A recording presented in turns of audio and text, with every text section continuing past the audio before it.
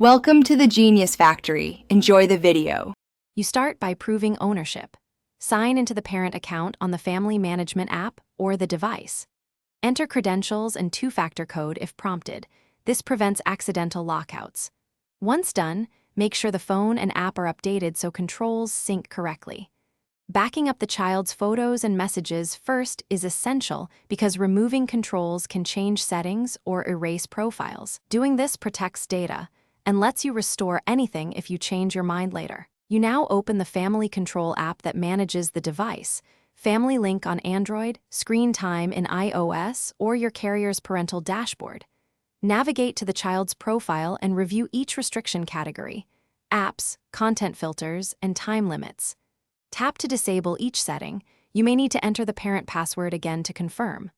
Once done, the phone updates within minutes. Make sure to sync or restart the device so changes take effect across accounts and apps.